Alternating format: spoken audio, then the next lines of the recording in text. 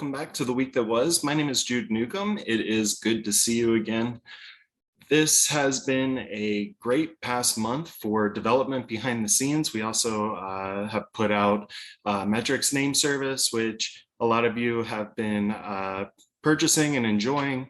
We put together a contest that ended a few days ago where we renewed the yearly contract for the 4 finalists in the voting poll that existed for the name service. And there's going to be more contests to come for Metrix name service, for Metroverse, for Metromax, like all the things that we have coming out. Wanted to do something a little bit different this week, this month, and kind of go over some questions that I asked for over the past week on Twitter and in Discord. So this video is going to be produced by you, the viewer, the watcher. If you have any topics or things that you want to talk about with Metrix in the future, just contact me and I'll make sure to go over it in a future video. But we're going to go over these one by one. And so without further ado, here's the first question and topic.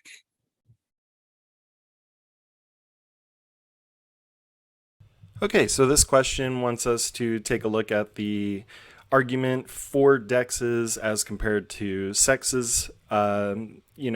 DEX is the decentralized exchange and SEX is centralized exchange. And this is a, it's a debate. I tend to agree with the way that this question was worded by the person that provided the question. He wants to know why DEXs are superior for crypto and for most projects. And just as an example, we can actually use Metrix and compare it to, other projects. If you go to CoinMarketCap and just kind of scroll down through the top 10, projects here, they're all super well known. Tons of volume, price action galore. Number one is Bitcoin, of course. And if we go to Bitcoin's page, we kind of get like, the list of exchanges down here. Obviously, Binance is number one. So we'll pull up the Bitcoin chart. And what we'll do is we'll look over here and we'll see tons of activity.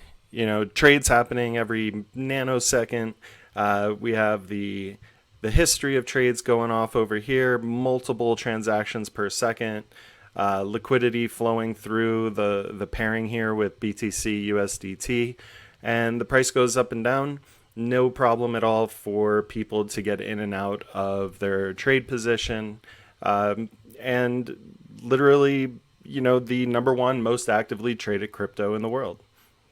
So that's just kind of the baseline that I wanted to show here. Next up, I went down deeper into the rankings on CoinMarketCap, and I saw this one at number 459. Now, I've never heard of this particular project before, so if it's important or you like it and I don't know what it is, my apologies, but I might even butcher the name here, Platon, with the ticker symbol LAT. Now, this one has a rank of 459. They do 1 million in volume every single day. They're priced at a penny per coin or token, I'm not sure. And down here, we have the list of exchanges. And this is what caught my attention. Here we have volume of 26,000, here 6. We have $13, 75 grand, and then 386,000. So this was interesting to me, so I clicked here and it brought up this page, which is the OKX platform page for this pair. I do not want to buy it. And what we see over here is slower activity from Bitcoin, of course, lesser known project, lower market cap. But we also see kind of trading activity that happens, every few seconds or so. I think my computer is lagging a little bit, but every few minutes, there's a bunch of transactions and kind of all around the same price point. This, to me, is a clear indicator of a market maker being set up for this trading pair. especially when you go back and look at the difference in price between this platform and the other platforms that it exists on. And that's kind of what I want to talk about here with at least my opinion of decentralized exchanges versus centralized exchanges. Cryptocurrency is a revolutionary, groundbreaking project, world project that is bent on giving people personal financial freedom. I personally believe that this financial freedom exists not only for the individuals that hold cryptocurrency, but also for the projects that are trying to innovate and create in this new space that, you know, is going to take over the financial system as we know it. So the issue with centralized exchanges is, you know, it's manyfold, if that's the way we want to put it. But number one, we have in the word itself, it's centralized, right? So we have a group of people that exist somewhere that hold the keys to who can be on their exchange in the first place. And that's a big deal because they then have different requirements for who is going to be on their exchange. How that is determined is completely up to them and is random from exchange to exchange.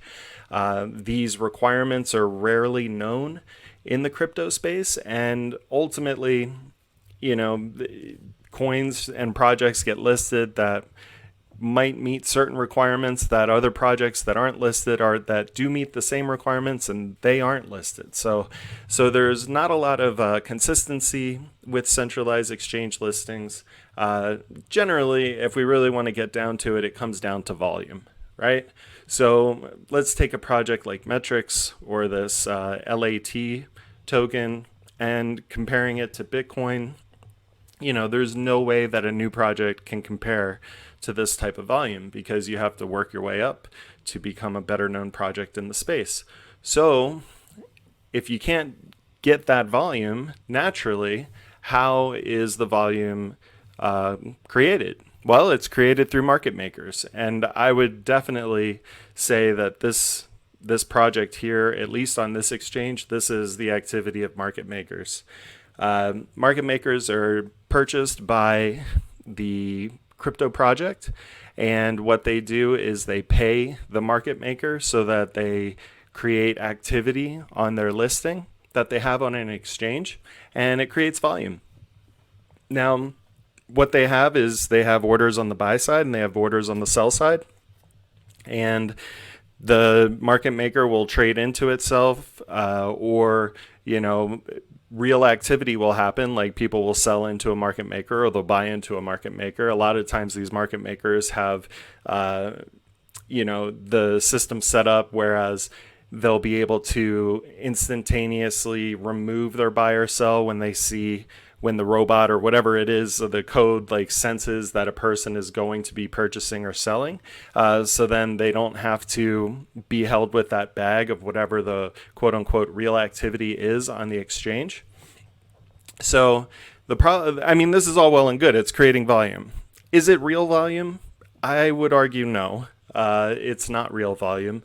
The issue also is that these are volume requirements that are set up by the exchanges themselves. So at least in Metrix's experience, we run the risk of being delisted by these exchanges if the volume is not at a certain threshold, right?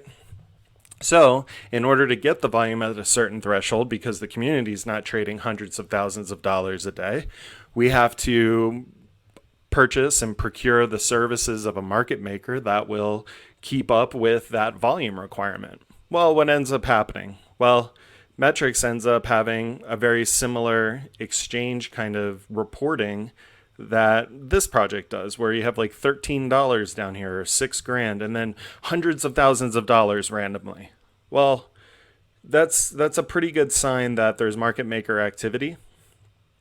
And the problem with that is, while that might not be the case with Bitcoin to the extent that we see it as, you know, I'm sure that there's market makers with Bitcoin, but it doesn't have the same overall look and feel and requirement that a project like Metrix or LAT has, because what ends up happening is the exchanges, the centralized exchanges, are basically creating a system where hundreds and hundreds and thousands of smaller projects are forced to purchase market makers and create fake volume. So I would argue that the majority of volume that we see on centralized exchanges are fake. It's not real. And it's just back and forth between market makers. And the volume that we do see that's real is much smaller. So I would definitely argue that, centralized exchanges are more of a front. And what they also do, these centralized exchanges, is they create a very high threshold for getting listed, right? So let's say Metrix has to pay, tens and tens and tens of thousands of dollars a year for a market maker. Well, just to get listed on the exchange itself in the first place is well over six figures. Hundreds, 100,000. I know we paid for one, 150,000, 200,000. And we're not even talking about the top exchanges that everybody wants to get onto, like KuCoin or Binance or Coinbase, whatever, what have you. The threshold just to get onto those are even higher, which feeds into the entire loop of Metrix having to purchase fake volume for the lower exchanges that we're on, just to show a reported volume to the bigger exchanges, so that we can then purchase a very, very high listing fee for the top exchange. And then on top of that, purchase once more another market maker for the new exchange to show even higher volume. And it just goes on. And it's just a money funneling scenario that's based off of lies, in my opinion. So what's the alternative? Well, the alternative is so simple. It's a decentralized exchange. DeFi is the supreme spirit of what cryptocurrency is. There is nobody at the helm of a decentralized reporting platform like Dex Tools or PancakeSwap, and it's so simple to use. Let's just go here. If we wanted to use this, we would just put in how much MRX we wanted to sell, or we could flip this around and say we want to buy 2 BNB worth of MRX, and we would just go from there and just buy. The only thing that this doesn't have is these fancy green and red colored prices flying by the screen here. And that's really the main difference. The issue with centralized exchanges is that they are centralized. It's in their name. These people that run these exchanges, I feel, are not in it for the technology and for the innovation and the financial freedom. They are actually gatekeepers to financial freedom, because they limit and bar good projects, especially ones like Metrix that have really good people working on the team, a good community that have been around for years, that aren't rugging people. We're not taking anybody's money. What we're trying to do is build a solid platform with quality use cases. And these centralized exchanges, because of their history of only putting projects on their exchanges that are willing to have a certain amount of volume. The only way to get this volume is through the purchase of fake volume generating solutions. So Metrix is not going to participate in that to that extent anymore. Trent's made it very clear, our CEO, that the way forward is through DeFi and through DEXs. I'm 100% behind that. I don't think from a moral standpoint it's good that the majority of the cryptocurrency industry is being steered in a direction, and people's financial decisions are made by a system that is underlied by fake volume and market maker activity. So, I think in the spirit of cryptocurrency and what it provides, decentralized exchanges are the way to go.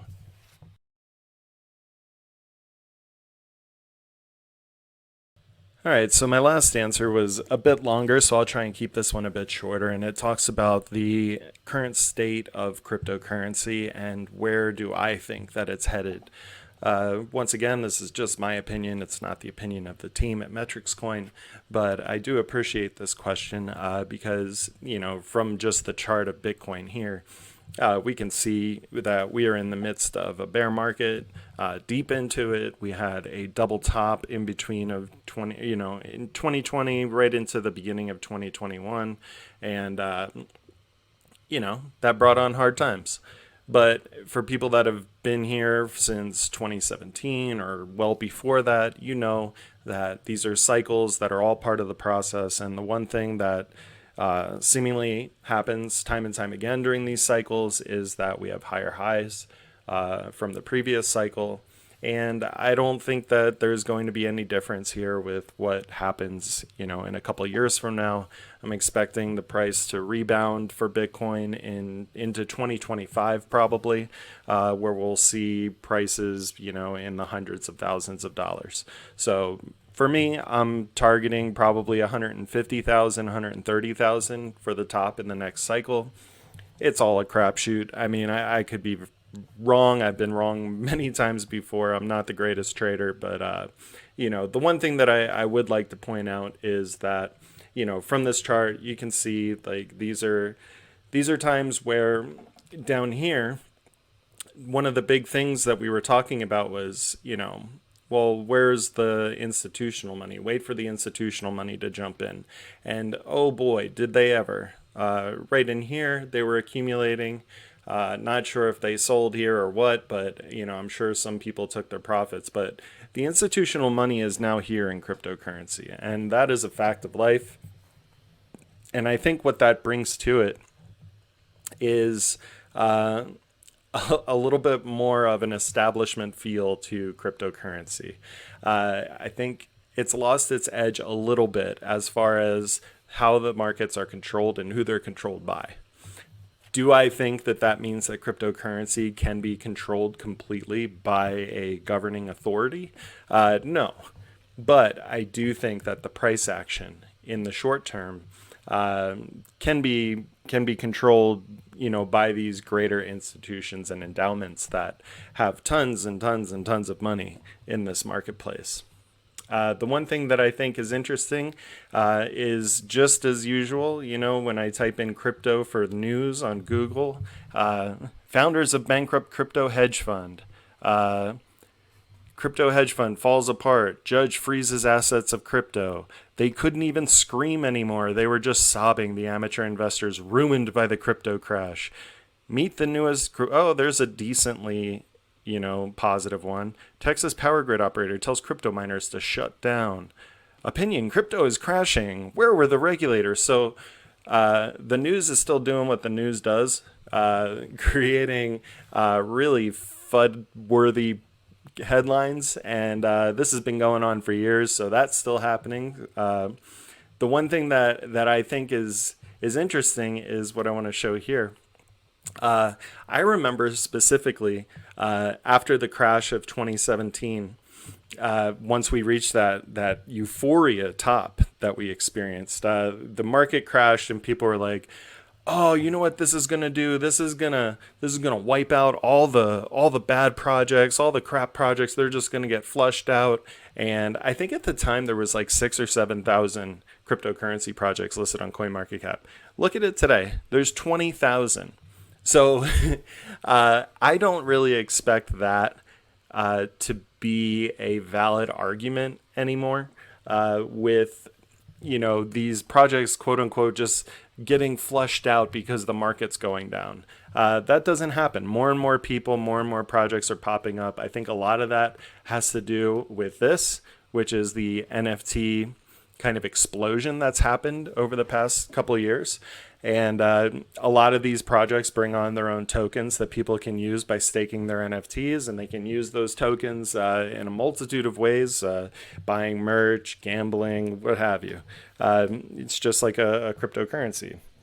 But a lot of these NFT projects have created these subsidiary tokens that, add to this growing number of cryptos that are listed on sites like CoinMarketCap or CoinGecko.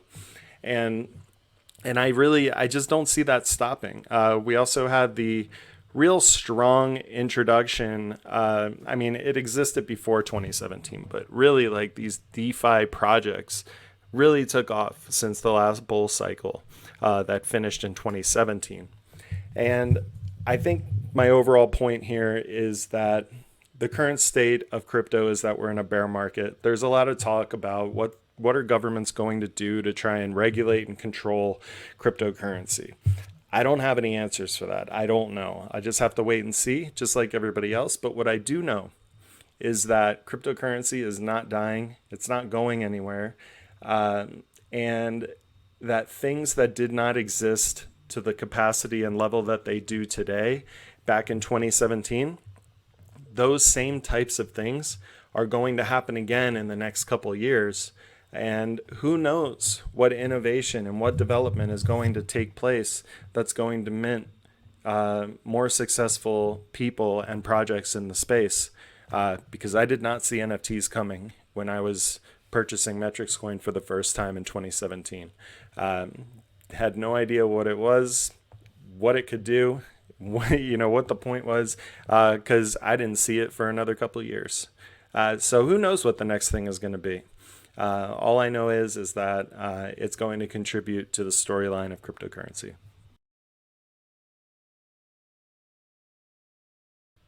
All right, I also had a request from a team member, one of our developers, Sexy, to talk again about the community developer chat channel that is in the Metrix Coin Discord.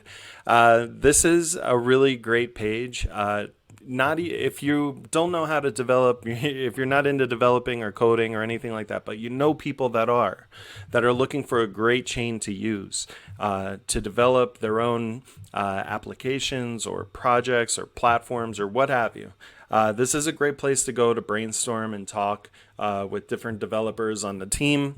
We can work together to utilize the Metrix Coin platform and network to get your idea to come to fruition, to become a real thing in real life that people use. We are a community-run project, and we're always looking for new people to join the team. We're looking to expand the Metrix ecosystem. We have a wonderful network that the developers of this project that are already here rave about on a continuous basis. It features many of the benefits of being on a BTC chain, while also being able to host a EVM, a virtual machine that is featured on the Ethereum network. So there's a lot of flexibility with our chain. We have really smart developers that are already here. So even if you're not a developer, if you're not into coding, send people our way. If you don't even know anybody, but you want to come in here, let's brainstorm. Let's talk about different things that we can do as a community. You don't have to be on the team to suggest ideas of different projects and platforms and releases that we can work on. Let's do this together.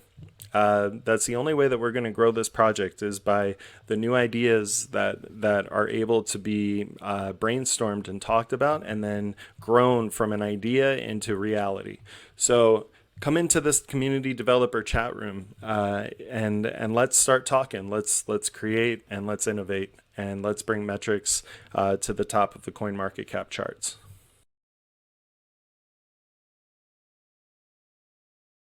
All right, and finally, somebody wanted to know about the TikTok posts and different feedback that we're getting from this. We've had the MRX Metroid account up for a little while now. I haven't posted anything to it in the last couple weeks.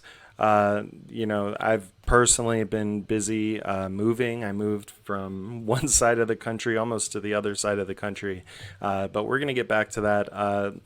Feedback on TikTok posts. We've had decent engagement. We're over 100 followers just from a few posts. We get decent amount of likes, like here, 27 likes. We have 3 comments. It would be great if we could get more people to follow and like these social media platform accounts that aren't Twitter. Going to our Facebook page, liking things, going to our Reddit page and liking things, going to our TikTok page and liking things. If you have an issue with surveillance and things like that, then don't use certain sites if you don't like them. I know a lot of people are hung up on TikTok and who they're owned by. Fine. But there's, I'm sure, other ways that you can contribute to getting the word out about Metrix. This is a project that is worth talking about, and it is the only way that this project is going to grow, is if we as a community talk to other people. One of the other ideas that I had the other day, I was going through Telegram, and I was reading some comments, and there was some great ideas being thrown about in there. And then I went over to Discord and I saw a couple people talking about things. If we even made the simple rule that, before you come into Telegram or Discord to say one thing, you went to social media and made one post and brought that post to Telegram or Discord and pasted it into the chat so that other people could like and retweet it or what have you. What a difference that small action would take. So there's really easy ways for people to get the word out about Metrix, and to do so before you come into Telegram or Discord could be a great time to just cross that off your to-do list. So there's tons of ways to get involved. We have our community chats, we have our developer chats, we have social media platforms that we exist on. You can create your own content. I've been saying that for years. I'm really hoping that someone out there will make a consistent YouTube show that will come out routinely. That would make me really happy. But so far to no avail. But anyway, Metroids, that's going to do it for me this week. The best kept secret in crypto definitely is Metrix coin, as is on this TikTok. But if you're watching this, you probably know that, this is a great project. And, until next time, I hope that you have a great week. Stay safe out there, and I'll talk to you soon. Later, Metroids.